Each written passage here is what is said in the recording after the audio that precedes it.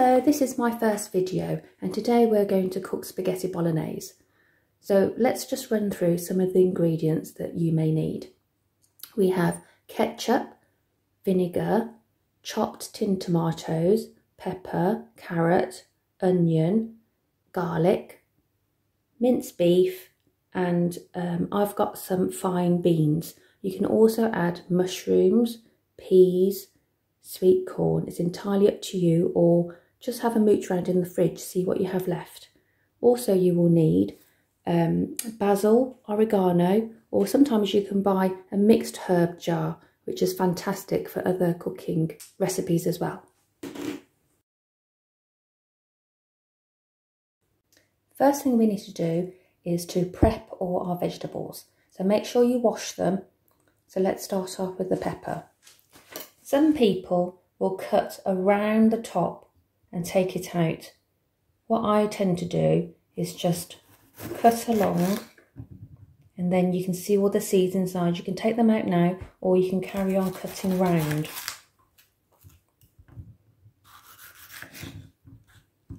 And then cut the end, and then I discard this. Now, I don't really mind these seeds, but it's entirely up to you. Some people don't like them as much, but I don't think it really matters if a few of them go in the recipe.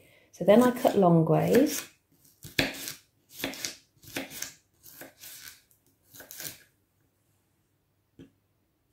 And then I cut across. But again, I'm just a mum, I'm not a chef. This is just what I do. There we go. So let's put that into a bowl. Now moving on to the onion. Now you can use a white onion or a red onion. It doesn't really matter. It's just personal preference. So I tend to cut the top, cut the bottom, and then I make a little line across just the side. And that let's just get rid of that. That just helps me take the rest off. That first layer, there we go. And then I tend to cut down the middle and then slice across. Again, everybody cuts it differently. It's entirely up to you the way you cut it. And then down this way. When you get to the end, I tend to turn the bit round to cut it. Or sometimes I will cut it this way first, along there.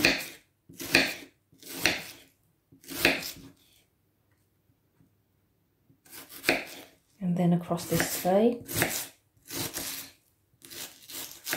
But if you find that the onion's moving and you're losing your grip, it's okay just to take bits off and just cut it individually. It doesn't really matter how you cut it, just make sure you're comfortable. You can take little bits off and cut them individually like this. As long as it's cut into sort of little bits like this, it's absolutely fine. Right, let's put those into a bowl. Now moving on to the carrot. Now some peelers, depending on what peel you've got, this is the type I've got, so I tend to just peel like this, but some of them you peel the other way. Just do what you're comfortable with. My thumb is always here, so I'm not going to cut myself. My thumb is sort of at the front. Now I've got a small chopper, which I find fantastic to use, rather than a little knife. So you top and tail. Now this is quite a large carrot, as you can see, so it's probably about 2 carrots worth, to be honest. Then I cut along here, cut it in half. Then I cut again, and then into little strips like this.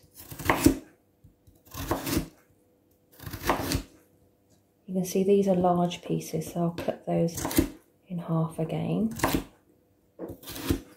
And then turn them round. everything's sort of roughly the same size I'm cutting.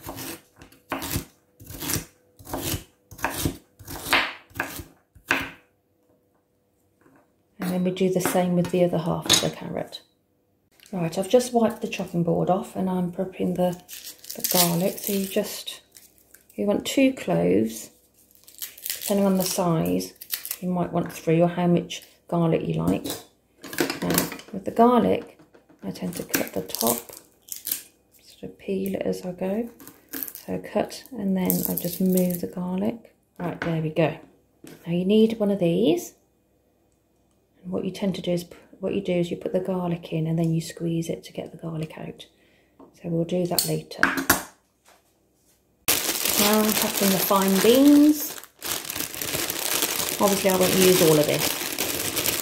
I wanted to put it all in the same saucepan, so I'm just going to take a handful, a bunch there. And I tend to line it up and just cut. You can do it individually, you can take just a few at a time. It's entirely up to you what you feel comfortable doing.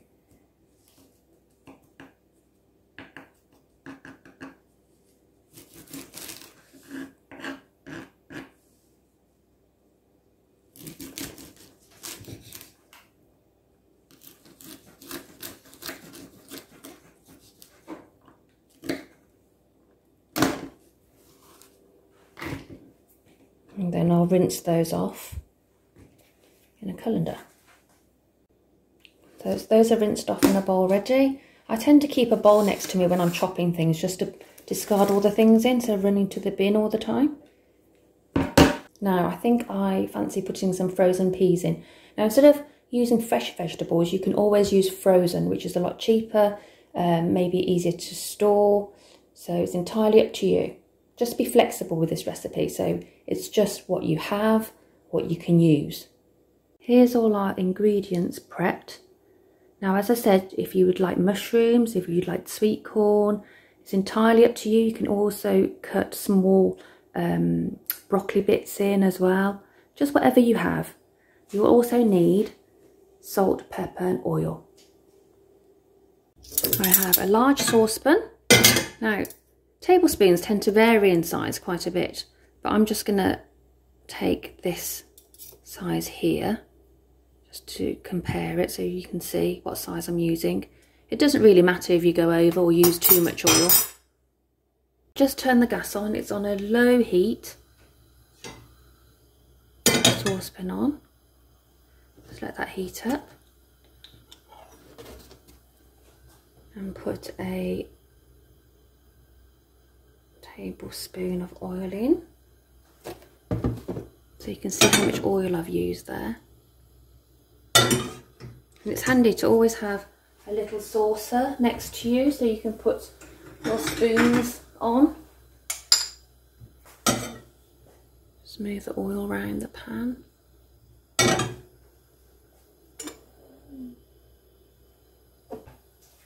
Right, so now I'm going to put the garlic in. Squeeze, squeeze, squeeze. There we go.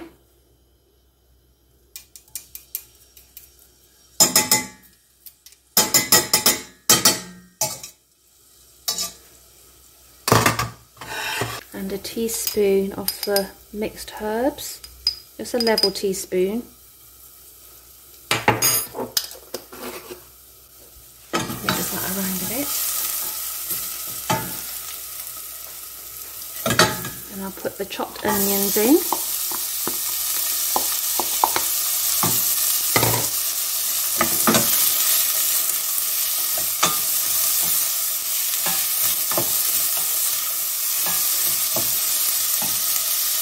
Just turn the heat down further to a very low setting, because we don't want the onions to actually burn, we just want them to cook slowly. Now if you find that you don't have enough oil at this point, it's okay to put another spoon in.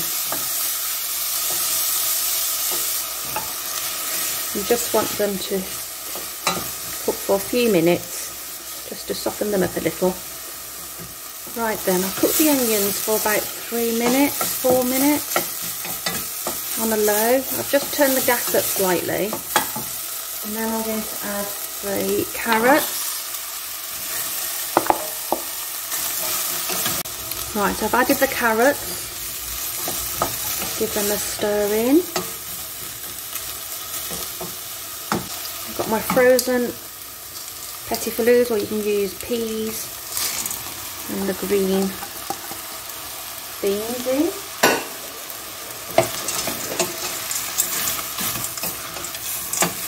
So all a stir around. Put the heat up slightly.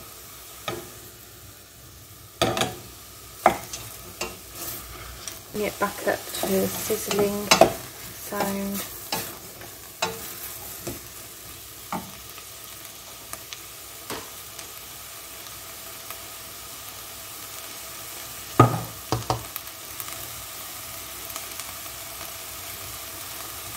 And then I'll put the peppers in.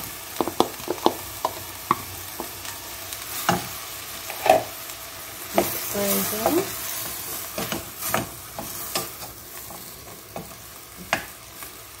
Look how beautiful, how colourful that is.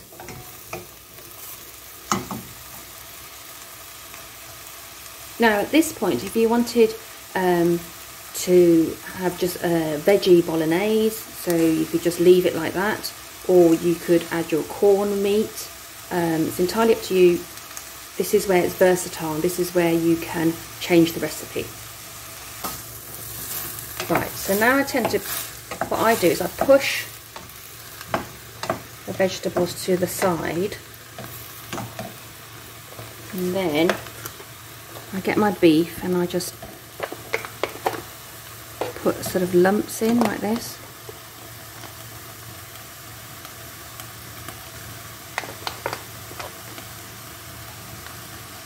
Now, some people will cook the meat first and then add all the veg. It's entirely up to you.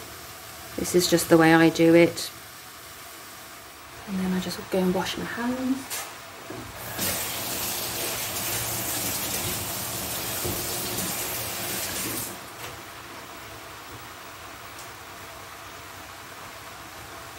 Right.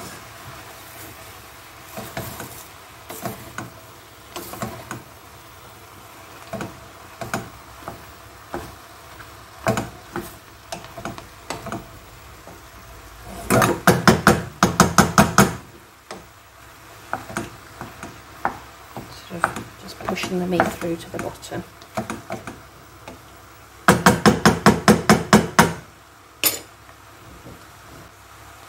And then we just cover over.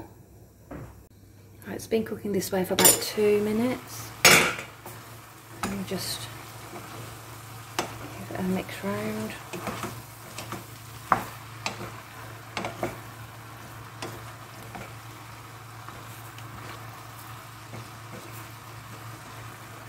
I'm being gentle, I'm not breaking up the meat. I'm just being gentle. Gentle and patient. While that's cooking, you can open your tin of tomatoes. I just thought I'd show you quickly. Now, tins with these are a real pain when you're trying to grip them, especially if you don't have much nail.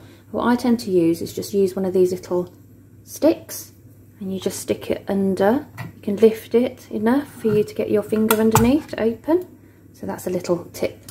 And also, once you've opened it, and sometimes say tin beans, you don't use all the tin, and you always have to get cleaning film or something to cover it with, or put it in another container. These little coffee tops for this brand actually fits onto the tin, so that's another little handy tip.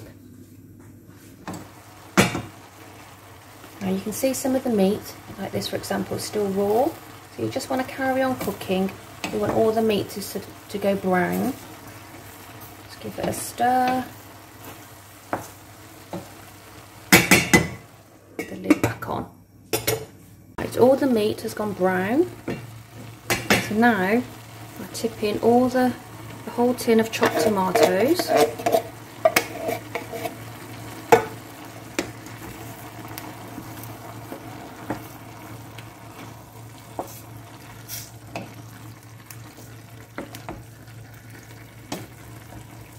that in.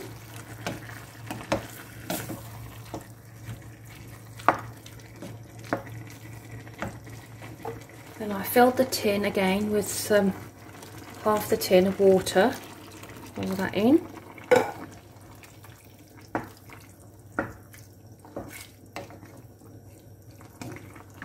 It's boiled water, but obviously when you put the water into the tin, it's going to be hot, so please be careful. You can use cold water, you just have to bring it back up to the boil.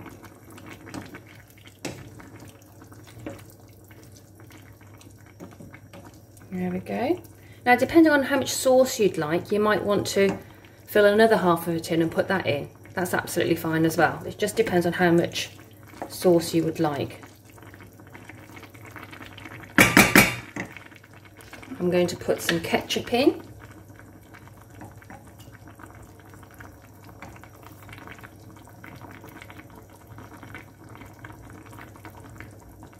Vinegar.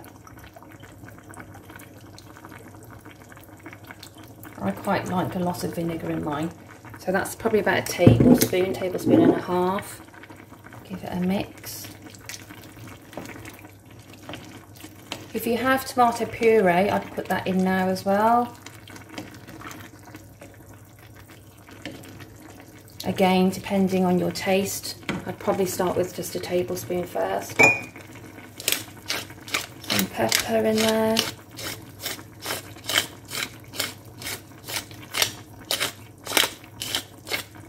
I like a lot of pepper. And a little bit of salt.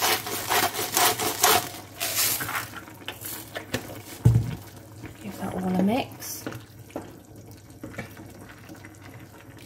Then I turn the heat down to a very low and I let it simmer for 10 minutes. Just gently bubbling away, as you can see. So I'll pop the lid on a slant like that and just let it simmer for 10 minutes on a very, very low heat. Right, it's been simmering away for 5 minutes. Now remember, the lid may be hot depending on the saucepan type, so always have a glove handy or cloth. Make sure it's not sticking at the bottom.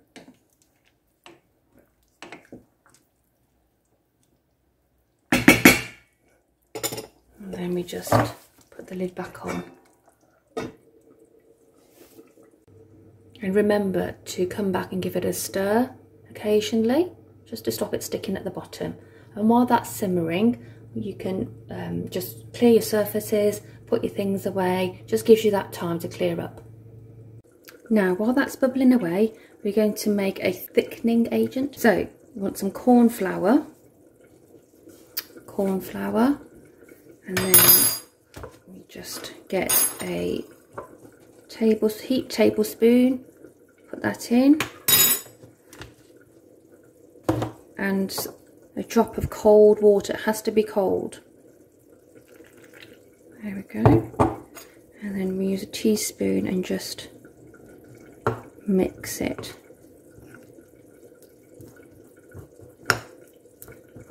That probably needs a bit more water. More drops. Now, if you've never come across corn flour before, I used to actually make this and let my children play with it on a tray, because it feels like a solid. It sort of wants to fight you as you're mixing it. There we go. Until it runs like this. Now, if you leave that to sit, it will settle again. It will be all firm at the bottom. So you'll have to give it a mix again to sort of loosen it up. So that's ready, and that's going to be used as our thickening agent. Right, this has got about 1.5 minutes to go, but actually looking at it, I think it's ready. Now, you can see that the sauce in there, it's quite watery, it's quite runny. So with our thickening agent, we'll give it a mix. Then we get a spoon and just pour it over. So that's 4 teaspoons I've used there. And then we mix. And as you can see straight away, you can see how the liquid changes and it becomes thicker. Now, with corn flour, what you want to do is just mix it and leave it for a little while. Bring it up to the boil. Because actually, sometimes people make the mistake and they keep putting more and more corn flour in. And actually they don't need to, it's just because it hasn't reached boiling point. So when it starts to bubble, then you'll know actually the true thickness, how it's thickened. Obviously, if you like your spaghetti bolognese with more sauce, just add a bit more water and maybe do 2 heaped of tablespoons of corn flour. Now, some people might like it sort of this thickness, but I prefer it a little bit thicker. So again, mix the corn flour to get it going again. And I'll just put another 2 teaspoons in.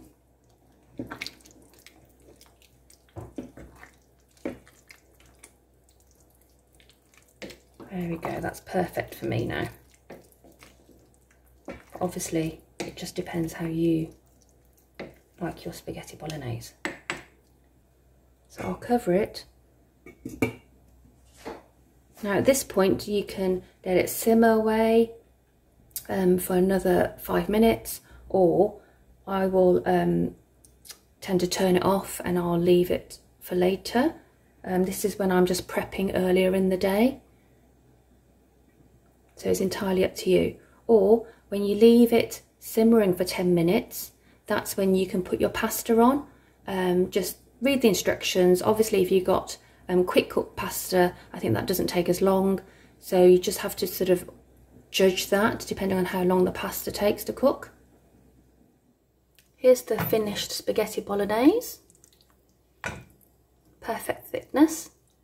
As I said before, if you'd like mushrooms, broccoli, you can add whatever vegetable you like, or you might leave some vegetables out. It's entirely up to you. It's just a flexible recipe, just to give you an idea how it's done.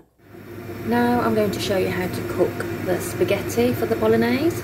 So I've just filled this large pan with 2 kettles of boiling water. I'm going to add a teaspoon of salt,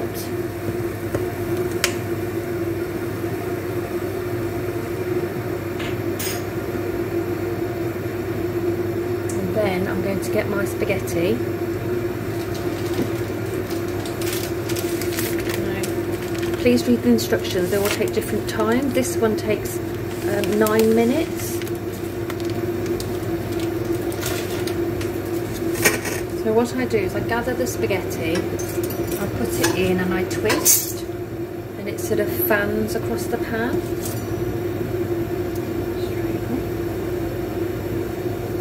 And then as you can see, as it boils, as the water boils, simmers, the spaghetti goes down. And then you can just help it along by just twisting sides like this.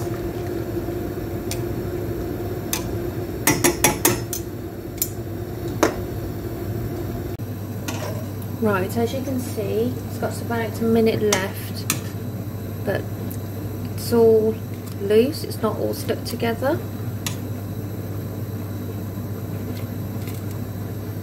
And that's because of the salt and just swishing it around a couple of times while it's cooking. Now, remember the saucepan gets hot, depending on your saucepan that you're using, but this one gets hot on the sides. So I tend to wear oven gloves when I'm about to drain the spaghetti, and this protects your hands, not just from the heat from the pan, but also from the steam when you're pouring the spaghetti into the colander. So this is my setup ready for the spaghetti. I've got my colander in the middle of the sink. I normally have a a cork mat over here, so if your saucepan's too heavy you can put it down without damaging your surfaces. So I'll just bring the spaghetti over.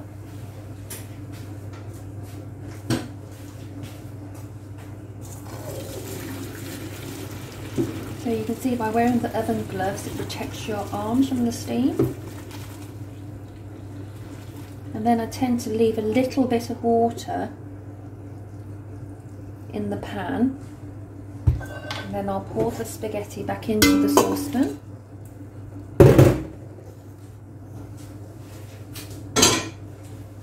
Now by leaving a little bit of water in the pan, it helps the spaghetti not stick together.